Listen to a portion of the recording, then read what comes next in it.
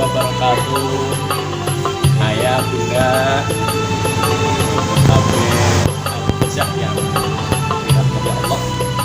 Alhamdulillah pada hari ini kita bisa berjumpa walaupun lewat video ya, tapi mudah-mudahan ini tidak mengurangi semangat kita untuk terus bersilaturahmi, untuk terus membangun ketakwaan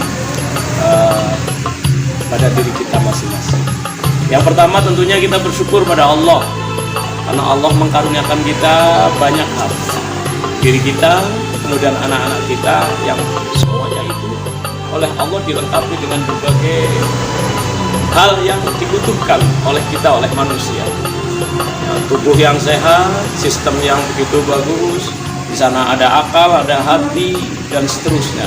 Kemudian Allah instalkan kepada anak-anak kita, kepada kita semuanya, yaitu berupa fitrah. Yang di situ kalau dikembangkan fitrah akan semakin menjadi manusia yang insya Allah baik.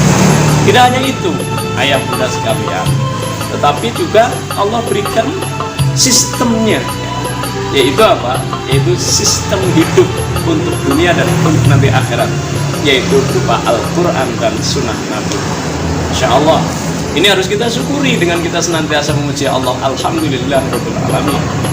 Ya, kita juga menjadikan semua nikmat ini kembali untuk beribadah kepada Allah. Termasuk kita mendapatkan nikmat yaitu berupa anak, keturunan kita harus kita usahakan untuk menjadi hamba Allah yang baik. Ayah bunda rahimakumullah, selanjutnya mudah-mudahan pertemuan ini bisa memotivasi kita, khususnya kita ini akan menghadapi atau akan memasuki bulan suci Ramadan. Nah ini sangat penting, mudah-mudahan Ramadan kali ini akan menjadikan keluarga kita akan membentuk keluarga yang Quran ya, mudah-mudahan ya. Ya bunda rahimahullah, jadi bagaimana membentuk keluarga yang Quran ini? Nah, mudah-mudahan nanti ada sedikit uraian dari saya, mudah-mudahan bisa memotivasi dan bisa memberikan manfaat itu.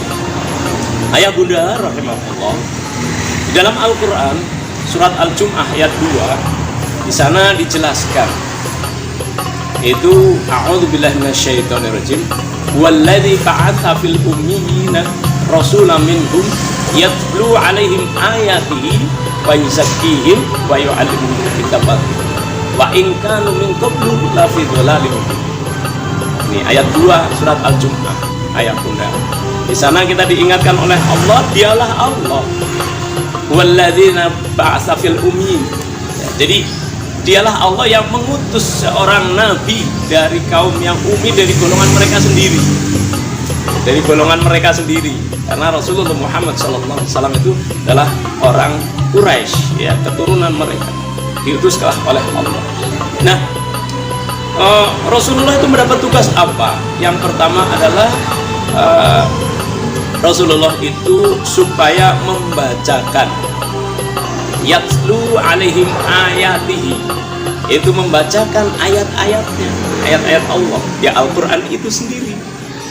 Kemudian setelah membacakan ayat-ayatnya, kemudian wa yuzakkihim, mensucikan jiwanya. Baru setelah itu proses berikutnya adalah wa yu'allimuhumul kitab wal hikmah. Jadi setelah jiwanya itu bersih, maka ilmu yang Allah turunkan lewat Al-Quran bersama hikmah dari Rasulullah, sunnah-sunnah Rasulullah itu akan masuk ke dalam jiwanya, maka pasti dipastikan dia tidak akan menjadi golongan yang tersesat dengan kesesatan yang ada. Jadi kalau dibalik ayah bunda rahimahullah, berarti banyak orang yang tersesat apabila tidak menggunakan konsep ayat ini. Kesesatan walaupun dia kelihatan hebat dan sebagainya, kelihatan kafir dan seterusnya, tetapi pada hakikatnya menurut pandangan Allah dan Rasulnya itu berarti sesat. Nah ayah bunda rahimakumullah, maka mari kita mulai dari yang pertama dari tugas Rasulullah adalah yatlu alaihim ayati, membacakan ayat-ayatnya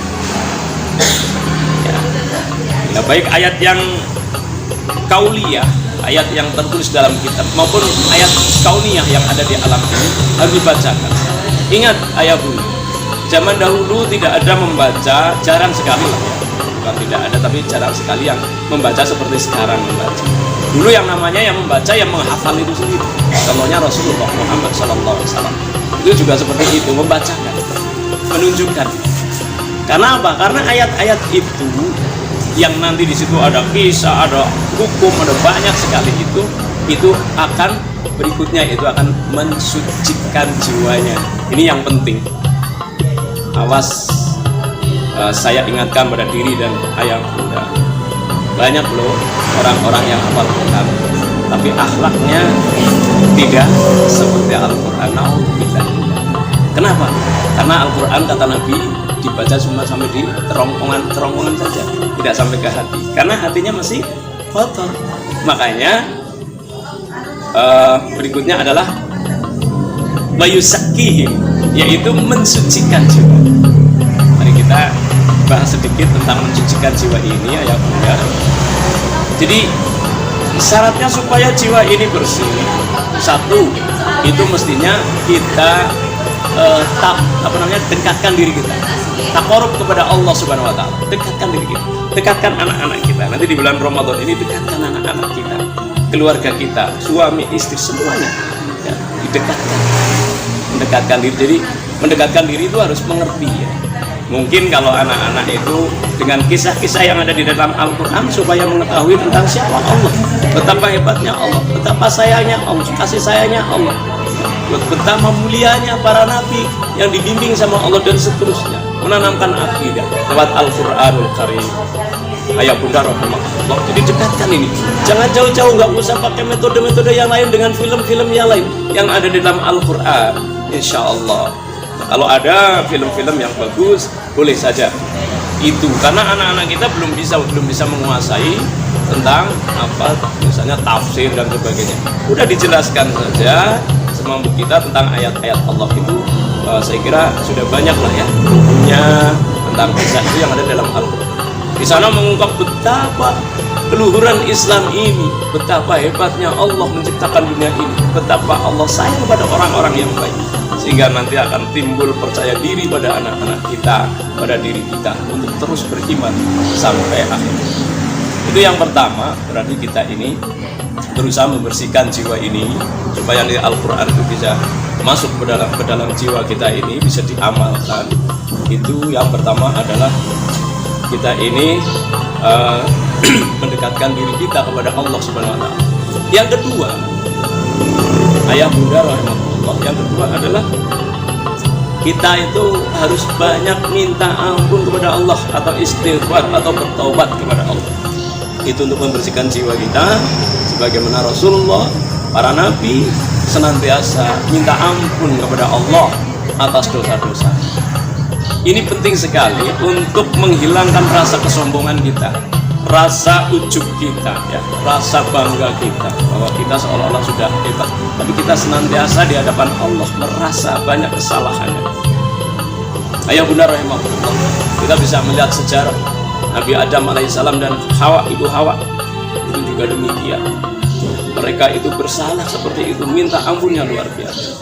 Nabi Musa alaihissalam ketika beliau itu memukul orang Kipti kemudian meninggal, maka Musa pun memohon ampun kepada Allah. Itulah sifat manusia, manusia yang soleh, manusia yang baik. Ayah bunda Allah senantiasa minta. Nah, hal ini diteruskan kepada anak-anak kita, harus senantiasa minta ampun kepada Allah, yang Allah itu sendiri akan mengampuni. Kalau itu problemnya itu adalah dengan sesama, maka harus minta maaf kepada sesama. Biasakan untuk minta maaf kepada siapapun, minta maaf kepada ayah bunda, ya, kepada saudaranya, kakak adiknya dan seterusnya, temannya, itu senantiasa minta maaf. Ini adalah cerminan dari seorang yang senantiasa minta ampun kepada Allah. Bagaimana ayah bunda tahu kisah tentang Abu Dondong yang dia ketika mau tidur, dia senantiasa memohonkan maaf kepada orang-orang yang telah menzaliminya. Makanya dia itu dikatakan penghuni surga walaupun jasadnya masih ada di dunia. Minta maaf, minta ampunlah kepada Allah, kepada manusia-manusia yang paling dekat, yaitu keluarga kita. Ayah bunda rahimahullah. Sedangkan yang ketiga, jauhi supaya jiwa ini bersih, tidak terkotori, sehingga hukum-hukum Allah, petunjuk-petunjuk Allah itu akan masuk ke dalam jiwa kita dan akan menjadi sebuah keimanan dan akan dipraktekkan dalam kehidupan itu. Maka jauhi tentang hal-hal yang haram atau bahkan yang subhat dijauhi, baik itu makanan, perbuatan dan sebagainya yang subhat, yang tidak jelas sumbernya, yang tidak jelas. Jangan. Kalau ayah bunda itu memiliki ma'isyah atau pekerjaan yang itu ada suatu sumber yang tidak jelas, jangan diberikan kepada anak keturunannya, kepada istri. Apalagi yang jelas-jelas haram, jangan pernah kita itu sentuh. Insya Allah, walaupun seperti apa, apalagi hidup di akhir zaman seperti ini, insya Allah Allah akan menjaga kita, akan membersihkan jiwa ini, sehingga kita ini akan bisa menerima Al-Quran dan Sunnah Nabi itu seutuhnya masuk di dalam jiwa kita. Ayah bunda rahmat, Ramadan tinggal beberapa hari lagi, maka mari kita usahakan agar benar-benar Ramadan ini menjadi momen yang sangat-sangat penting untuk mengajak keluarga kita untuk mendekat kepada petunjuk Allah dalam Al-Quran, sehingga keluarga kita ini benar-benar akan menjadi keluarga yang Qur'ani. Keluarga yang Qur'ani berarti keluarga yang Rabbani, ya. Ayah bunda rahimakumullah, jadi keluarga Rabbani itu apa-apanya itu Rabb, apa-apanya itu Allah. Dia tidak berani memutuskan kalau tidak mendapatkan ridho dari Allah Subhanahu wa Ta'ala. Tentunya untuk anak-anak kita perlu disampaikan, perlu dikasih filosofi yang sederhana untuk mereka, bahwa kita hidup ini hanya untuk Allah dan karena Allah. Karena Allah yang menghidupkan, dan kita hidup hanya untuk Allah. Apapun profesi kita, apapun kondisi kita, itu adalah tugas fitrahnya kita sebagai manusia adalah menghamba kepada Allah. Agar kita tahu bagaimana cara menghamba, maka Allah menurunkan Al-Quran dan contohnya dari Rasulullah Muhammad SAW. Ayah bunda, saya kira ini saja motivasi pada hari ini, ya. Mudah-mudahan ayah bunda bisa motivasi, ingat supaya kita tidak sesat, ya, dengan kesesatan yang nyata di akhir ayat tadi, ya. Maka kita harus senantiasa rajin membacakan, ya, ayat-ayat Allah. Ya, membacakan itu bisa baca, bisa hafalan kita dan sebagainya, dan ditanamkan tentang isi, ya, misi dari Al-Quran itu kepada anak-anak kita, sehingga nanti kalau dia sudah bisa baca, sudah pintar dan sebagainya, insya Allah akan lebih baik lagi di masa-masa yang akan datang. Demikian, mudah-mudahan bulan Ramadan kali ini benar-benar terhiasi dengan Al-Quran, bacaannya, pengajarannya dan sebagainya, sehingga kita akan masuk di bulan Ramadan nanti dengan senang hati, dan nanti di akhirnya akan la'allakum tattaqun, mudah-mudahan akan menjadi keluarga yang bertakwa, keluarga yang senantiasa damai, dan senantiasa akan menjadi keluarga yang qurrata a'yun, yang menyejukkan pandangan kita. Demikian pertemuan kali ini. Terima kasih, mohon maaf. Assalamualaikum warahmatullahi wabarakatuh.